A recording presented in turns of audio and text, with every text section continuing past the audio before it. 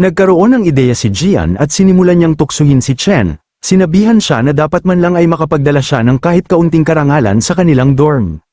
Nagawa pa siyang pagtawanan ni Jian at sinabi na kapag lumabas na ang resulta, huwag niya itong ipapakita sa kanila kung isa na naman itong mababang i-rank. Idinagdag pa nito na kung silang apat ay magiging mga basura sa iisang silid, kayo ang magiging pinakamalaking katatawanan sa buong unibersidad.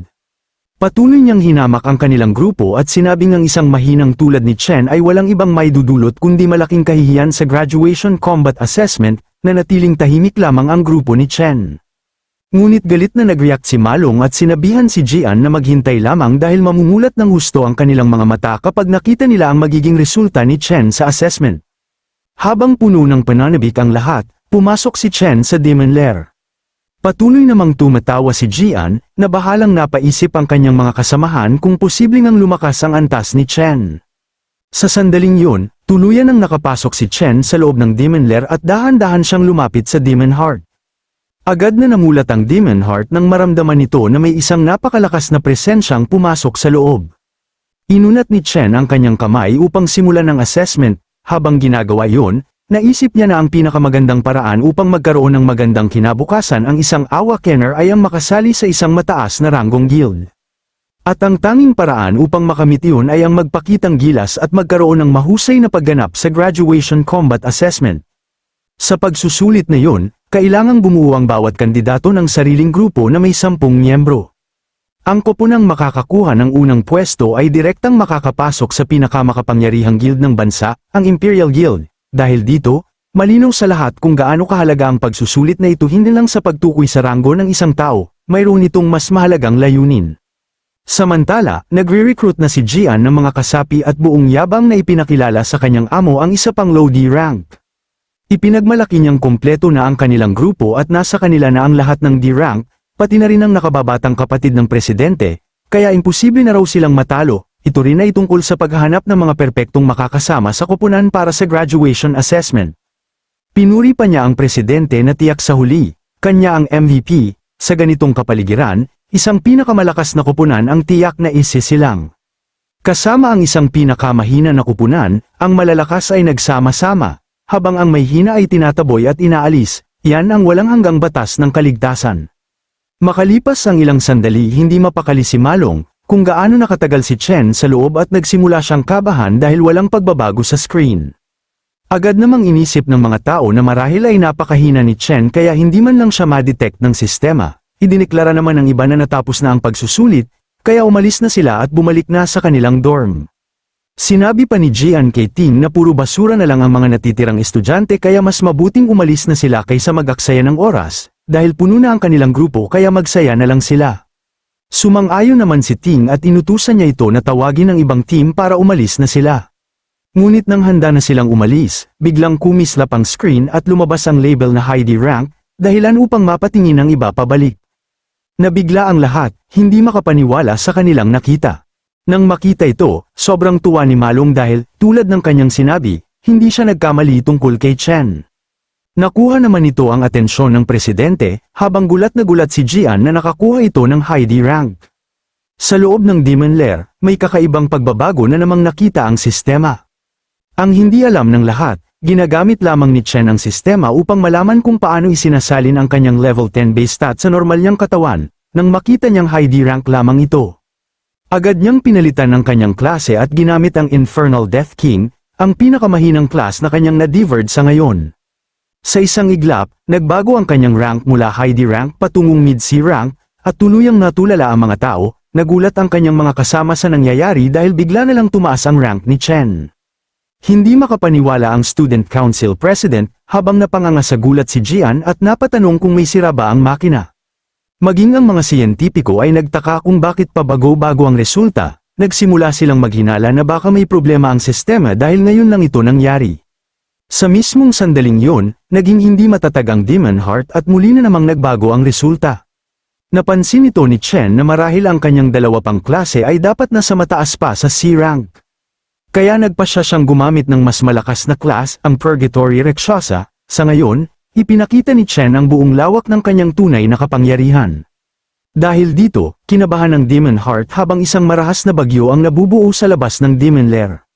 Napatingin ang lahat sa langit nang bigla na lang mabuo ang isang umiikot na hangin.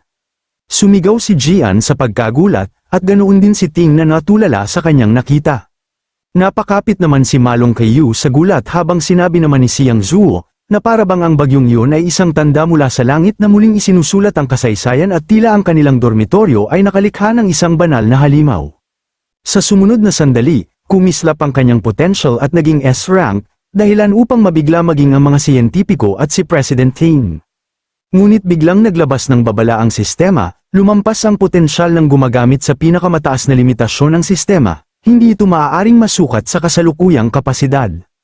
Halos mawalan ng ulirat si Jian sa sobrang pagkabigla, at tila lalabas na ang kanyang kaluluwa sa sobrang shock.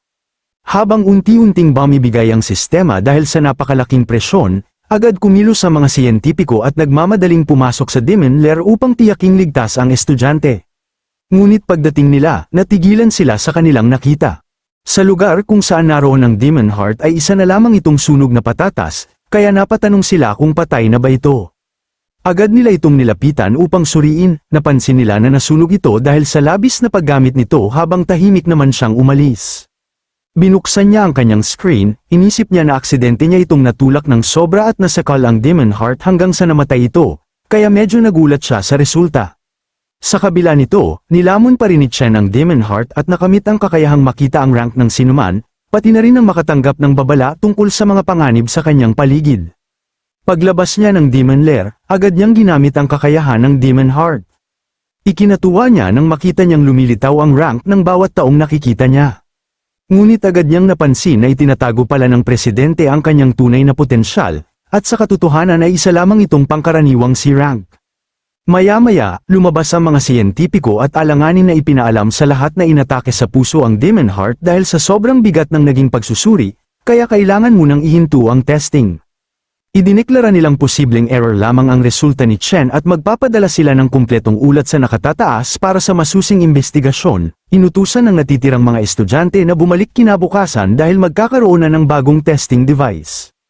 Habang pauwi, halos sambahin ng mga roommate ni Chen ang kanilang kaibigan at itinuring siyang isang tunay na alamat matapos ang hindi kapani-pani walang ipinakita niya sa harap ng buong akademya. Malinaw na hindi kayang itago ni Jian ang kanyang inggit. Tinawag niyang manloloko si Chen at iginiit na dapat itong magbayad ng danyos dahil nasira nito ang makina at nasayang ang oras ng student council. Habang walang tigil siya sa pagrereklamo at tila isang talunan na hindi matanggap ang pagkatalo, unti-unti nang nauubos ang pasensya ni Chen at handa na siyang turuan ito ng leksyon sa mismong lugar. Ngunit bago pa mangyari yun, biglang namagitan si Ting at agad na sinaway si Jian, binalaan siya ng presidente na huwag bastusin ang magiging kakampi nila, dahilan upang tuluyang mabigla ito. Pagkatapos ay iniabot ni Ting ang kanyang kamay kay Chen at inimbitahan siyang sumali sa kanilang koponan, buong kumpiyansa niyang sinabi na kung magsasama silang dalawa, tiyak na makakamit nila ang pinakamataas na marka sa kasaysayan ng paaralan habang tahimik lang siya na pinagmamasdan ni Chen. Sa likuran, nagsimulang matarante si Jian, samantala, nagulat naman ang kanyang mga kasamahan dahil personal siyang nilapitan ng presidente para sumali sa kanilang grupo. Nabahala naman si Jian dahil alam niyang kung sasali si Chen, may isa sa kanilang grupo ang kailangang matanggal, at siguradong magiging problema yun para sa magkakapatid. Batid din niyang ang pagsali sa koponan ni Ting ay halos garantiya na ng unang pwesto. Kaya hindi niya maintindihan kung ano ang espesyal kay Chen, lalo na't may mga taong kahit mag-alok pa ng malaking suhol ay hindi pa rin makapasok sa grupo. Nilunok ni Jian ang kanyang pride dahil nagdesisyon na si Gang Ting, at pilit na tinanggap si Chen sa koponan habang maingat na inilalagay ang kamay sa balikat nito habang inis siyang binati sa pagpasok niya sa grupo. Ngunit agad yung itinabig ni Chen at malamig na sinabi na wala siyang kahit kaunting interes na sumali sa kanila. Dahil sa sagot na yon, pinagpawisan sa kaba si Jian habang tahimik lamang na pinagmamasdan ni Ting ang buong eksena. Galit na sinigawan ni Jian si Chen at sinabing wala itong ideya sa tinatanggihan nito, ipinaalala niyang ang kanilang grupo ang pinakamalakas sa buong paaralan, ngunit tumalikod lamang si Chen at naglakad palayo na wala itong kinalaman sa kanya. Sa malamig na tingin, sinabihan niya ito na masyado raw maingay ang grupo nila, dagdag pa niya, huwag na nila siyang gambalain muli. Halos magliyab sa galit si Jian matapos ang napakabastos na pagtanggi. Mabilis na kumalat sa buong paaralan ang balita tungkol sa pag-ayaw ni Chen sa alok ng presidente. Karamihan sa mga estudyante ay nag-isip na balak ni Chen na kunin ang unang pwesto para sa sarili niya. Matapos may pakita ang kanyang C-rank, ang buong akademya ay tila nasisiyahang panoorin ang dramang nagaganap sa kanilang harapan. Samantala, tuwang-tuwa naman ang mga roommate ni Chen habang pinagmamasdan ang napahiya at bagsak na mukha ni Jian at Ting matapos ang kanilang pampublikong pagkabigo. Sa kabila nito, nanatiling kalmado ang presidente at sinabi kay Jian na huwag mag-alala kung may sarili mang plano si Chen. Habang papaalis ang mga estudyante pagkatapos ng graduation assessment, pinapanood ang lahat mula sa itaas at napabuntong hininga ang principal dahil umaasa siyang magsasanib puwersa ang dalawang malalakas na estudyante upang makabasag ng bagong record ng paaralan. Ngunit itinuro ni Vice President Ling na mas kawili-wili ang mga pangyayari sa ganitong paraan. Ipinaliwanag niyang lumaki si Ting na mayaman at spoiled, kaya tiyak na ituturing niya ang pagtanggi ni Chen bilang isang deklarasyon ng digmaan. Ipinaalala rin niya sa principal na hindi madaling kalabanin ng presidente kapag nasaktan ang kanyang pride. Patuloy pa ring nagreklamo si Jian at sinabing lumaki lamang ang ulo ni Chen dahil sa maling resulta ng pagsusulit na nagsabing C-rank siya. Ngunit ipinahiwatig ni Ting na maaaring totoo nga ang resulta, inamin niyang kahit maliit ang posibilidad, hindi niya maaaring hayaang may ibang kumuha ng kanyang pwesto bilang numero 1. Naalala naman ni Jian na malamang ay isa lamang ordinaryong estudyante si Chen na walang tunay na karanasan sa labanan. Sa kabilang banda, ang mga miyembro ng Student Council ay mga elite na lihim na nagsanay sa loob ng isang demon lair upang lumakas, kaya iminungkahi niyang turuan nila ng leksyon si Chen dahil sa kabastusan nito. Ngunit agad siyang pinutol ni Ting at tinanong kung iniisip ba niyang ganoon kababaw ang kanilang presidente para gumawa ng ganoong bagay. Agad na napagtanto ni Jian ang kanyang pagkakamali at humingi ng paumanhin. Pagkatapos noon, kinansela ni Ting ang plano nilang magkaraoke at iniwan ang sitwasyon kay Jian para sa pag-aayos ng kanilang team member. Malamig niyang sinabi na anuman ang piliin itong gawin ay wala na siyang kinalaman doon. Napatahimik naman si Jian nang marinig yun, bago ngumiti ng malawak, na agad niyang naintindihan ang nakatagong kahulugan ng mga salitang yun, ang lahat ng kanyang gagawin ay wala itong kinalaman sa kanya. Ilang sandali pa, isang espiya ang lumapit kay Jian at iniulat na umalis na si Chen sa paaralan at pauwi na. Idinagdag pa nitong hindi man lang huminto si Chen para kumain, kaya napakadaling sundan ang kanyang galaw. Galit na inapakan ni Jian ang lata at sinabi na ito ang perpektong pagkakataon. Nasabik siyang durugin si Chen sa labas ng paaralan, kung saan walang makikialam upang tumulong dito at madali niya itong harapin na walang awa. Kalmado naman nakikinig si Chen ng musika habang tumatawid siya sa kalsada, naalala niya ang isang trahedya mula sa kanyang nakaraang buhay. Noong panahong yun, sinubukan ng pinakamalakas na guild na linisin ang isang demon lair sa lugar ng Saint He Country. Ngunit sa loob ng piitan ay nakatagpo sila ng isang bagong halimaw na tinatawag na Wrath. Wala man lang kahirap-hirap na nilipol ng halimaw ang buong top team, at pagkatapos ay nakatakas ito patungo sa mundo ng mga tao, kung saan nagdulot ito ng napakalaking pinsala. Bagamat malabo na ang kanyang alaala tungkol sa pangyayaring yon, determinado si Chen na mahanap ang parehong demon lair sa buhay na ito. Upang simulan ang kanyang plano, kailangan muna niya ng malaking halaga ng pera. Dahil dito, dumiretso siya sa Mithril Monster Exchange Center. Alam niya na sa hinaharap, ang lugar na ito ang magiging pinakamalaking sentro ng kalakalan sa buong bansa. Sa mundong ito, ang lakas ng isang Awakener ay nakabase sa kalidad ng kanyang mga sandata at kagamitan, at ang exchange center ang pinakamainam na lugar upang bumili at magbenta ng mga ito. Para kay Chen, isa lamang itong mabilis na paraan upang kumita ng pera bago niya isakatuparan ang mas malaki niyang mga plano. Pagpasok niya sa loob, ipinakita niya sa broker ang ilang pangil ng halimaw. Pinagmasdan ito ng broker ng mabuti at halatang nagdududa. Tinanong siya nito kung paano nakakuha ng ganoong mga bagay ang isang simpleng estudyante. Kalmadong sumagot si Chen na nakuha niya ang mga yon mula sa nahulog ng halimaw. Nagulat ang broker at sinabing ngayon lang siya nakakita ng ganoong uri ng pangil. Ngunit sumingit ang kanyang babaeng assistant at ipinaliwanag na ang mga ito ay mula sa isang E-class monster na tinatawag na Sangsin Beast. Maaari raw itong gawing E-grade na sandata o durugin upang maging pulbos para sa iba pang gamit. Ngunit pinutol siya ng bastos na broker at walang pakundangang ibinalik ang pangil sa mesa. Ayon sa kanya, wala namang halaga ang isang E-grade item. Ipinagyabang pa niyang para lamang sa mga VIP ang kanilang tindahan at nakikipagtransaksyon lamang sila sa mga high-status Awakener at D-grade na kagamitan pataas. Normal lang sa kanya ang hindi makilala ang ganitong uri na maliit na E-grade item.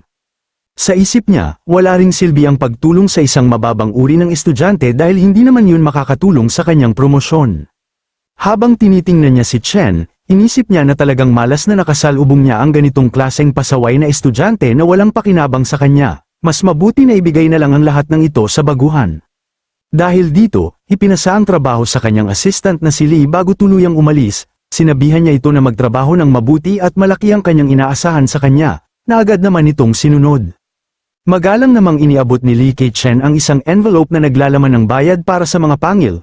Tinanong din niya kung mayroon pa ba itong ibang kailangan. Nang buksan ni Chen ang envelope, nakita niyang may lamang $18,000 yon. Para sa kanya, sapat na yon upang mabayaran muna ang kanyang upa nang walang iniisip. Pagkatapos ay inilabas niya ang kumikislap na great sword na nakuha niya mula sa Purgatory Rakshasa. Agad itong nakatawag ng pansin kay Lee, bagamat hindi pa siya nakakakita ng ganoong sandata, nahulaan niyang hindi bababa sa B grade o baka A grade pa nga ito. Nang marinig yun, bumalik ang broker at pinagtawanan ng kanyang assistant. Sinabi niyang ang isang A grade na sandata ay nagkakahalaga ng humigit kumulang $1,000,000 at sa dami ng taon niyang nagtatrabaho roon ay hindi pa siya nakakakita ng tunay na A grade item. Sa sandaling yun, dumating ang may-ari ng tindahan, kalmado nitong sinabi na hindi A grade o B grade ang sandata. Agad namang pinuri ng broker ang husay ng kanyang amo at mayabang na sumang-ayon na imposibleng magkaroon ng ganoong kahalaga na kagamitan ang isang estudyante. Ngunit ikinagulat nilang lahat nang sabihin ng may-ari na ang sandata ay nagmula sa Purgatory Lands at isa pala itong tunay na S-rank item. Natigilan sa matinding pagkabigla ang broker at ang assistant. Pagkarinig niyon, agad na kinamayan ng may-ari si Chen at magiliw siyang tinanggap bilang isang espesyal na VIP guest. Inimbitahan niya ito sa VIP room at sinabing malaya itong humiling ng anumang kailangan nito. Labis na nasiyahan si Chen dahil dumating si Qingji, ang guild boss, eksakto ayon sa kanyang plano. Pagkapasok nila sa VIP room, tinanong siya ng guild boss kung magkano niya gustong ipagbili ang sandata. Walang pag-aalinlangang sumagot si Chen ng $1,000,000, na ikinagulat ng may-ari.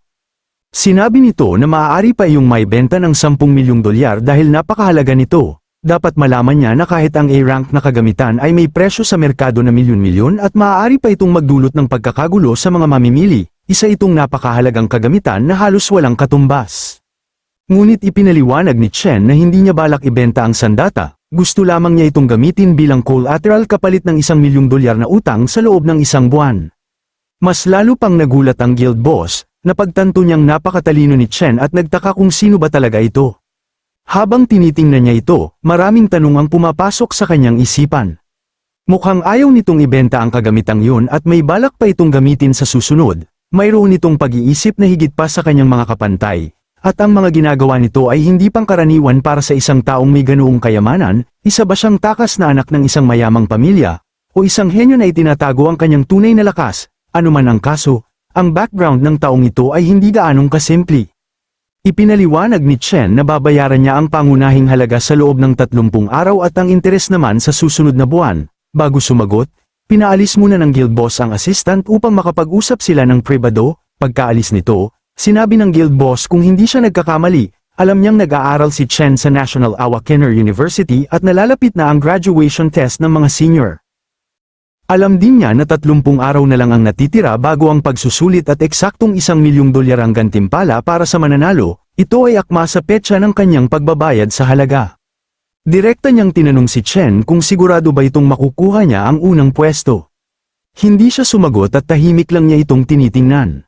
Napagtanto ng guild boss na desperado si Chen sa pera at hindi niya ito gagawin kung hindi yun ang huling paraan. Kaya sa huli, inalok niya itong pautangin ng $1.5 million kaagad at wala pang interes sa loob ng isang buwan. Habang iniiaabot ang kanyang kamay, nakangiti niyang sinabi, ito na ang simula ng isang magandang pagkakaibigan. Nawala nang masabi si Chen sa sobrang kabutihang ipinakita ng may-ari. Muli siyang tiniyak ng guild boss na walang kahit isang salita sa kanilang pinag-usapan ang makakalabas ng silid na yun, ang kapalit lang ng kanyang tulong ay sana, sa tuwing may nais ipagpalit si Chen sa hinaharap, ay sa kanyang guild ito lumapit. Sa isip ni Chen, mabilis na naunawaan ng lalaking yun ang lahat ng kanyang plano, ngunit hindi man lang siya sinubukang lokohin, doon niya naintindihan kung bakit sa hinaharap ay naging isa ito sa pinakamalalaking personalidad sa bansa. Kinamayan niya ang guild boss, na pagtatantong kailangan niya ng malalakas na kakampi kung nais niyang talunin ang Demon Lord balang araw. Ilang sandali pa, nalagdaan na ang mana kontrata at agad na naipadala ang pera sa kanyang account. Tinanong siya ng guild boss kung kailangan ba niyang humiram ng sandata para sa pagsusulit dahil isinangla na niya ang kanyang great sword. Bagamat wala silang S-rank na kagamitan, marami naman silang dekalidad na A-rank equipment na maaari niyang gamitin. Ngunit ngumiti lamang si Chen at sinabing huwag itong mag-alala, hindi na kailangan. Pagkatapos ay basta na lamang niyang ipinatawag ang isa pa niyang great sword, dahilan upang tuluyang mamangha ang lahat ng miyembro ng guild. Pagkatapos noon ay nagpaalam na si Chen at magalang naman nagpaalam ang may-ari ng tindahan sa kanya na may pagpupuri. Kaagad namang itinaguyod ng guild boss si Lee bilang supervisor bilang gantimpala sa pagdala nito ng isang napakataas na antas na kliyente habang napaiyak naman ang kanyang senior na kasama. Ngunit bago tuluyang makaalis, naalala ni Chen na may nakalimutan siyang bilhin kaya bumalik siya sa counter. Makalipas ang ilang oras lumabas siya sa taxi, at pagkatapos naghihintay siya sa isang hintuan ng bus. Naalala niya kung paano siya naghirap sa kanyang nakaraang buhay, na laging may problema sa pera. Noong kagagraduate pa lamang niya at hindi pa siya nagigising, walang guild ang tumatanggap sa kanya, desperado siyang maghanap ng trabaho kahit saan para lamang mabayaran ang upa. Nabuhay silang dalawa ng kanyang kapatid na kapos talaga sa pera. Noong panahong yun, nakapasa si Yun sa universidad na matagal na niyang pinapangarap, ngunit isinuko niya yun at sinabing masyadong malayo ang campus mula sa kanyang kuya. Gusto niyang makasama ang kanyang kuya habang buhay habang pinupunit ang certificate, ang totoo, ayaw lamang niyang maging dagdag na pabigat sa gastusin nito.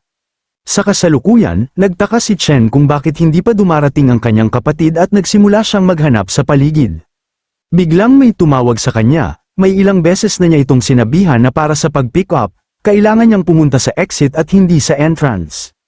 Paglingon niya, nakita niya si Yun na hinihila ang kanyang napakalaking malita. Tinanong niya ito kung nalilito ba siya dahil sa sobrang trabaho. Ngunit nanatiling nakatayo lamang si Chen, tuluyang natulala, 7 taon na ang nakalipas mula nang huli niya itong makita. Sinabihan siya ni Yun na tulungan siyang buhatin ang mga gamit, ngunit hindi pa rin siya sumasagot. Kaya kumaway ito sa harap ng kanyang mukha upang matauhan siya, kung bakit nakatayo lang ito na parang tanga. Sa mismong sandaling yun, biglang lumapit si Chen at mahigpit na niyakap ang kanyang kapatid, na lubos namang ikinagulat ni Yun. Masaya si Chen dahil sa 7 taon sa wakas nagkita silang muli ni Yun. Matapos ang ilang segundo ng nakakailang nakatahimikan, kiniliti siya nito sa tagiliran upang makawala sa kanyang yakap habang pinapagalitan siya dahil halos hindi na siya makahinga. Sinabi pa ni Yun na kakaiba ang kilos niya nitong mga nakaraang araw at nagbiro pa kung baka tuluyan na siyang binasted ng babaeng gusto niya, ngunit ngumiti lamang si Chen na hindi naman ganun. Habang magkasabay na naglalakad ang magkapatid, patuloy na nagkukwento si Yun tungkol sa kanyang mga pagsusulit at sa kanyang paglalakbay. Tahimik lamang na nakikinig si Chen, ngunit sa loob-loob niya ay labis siyang masaya na marinig ang bawat salitang sinasabi nito. Nangako siya sa kanyang sarili na sa buhay na ito, hindi na niya hahayaang may masamang mangyari sa kanyang kapatid.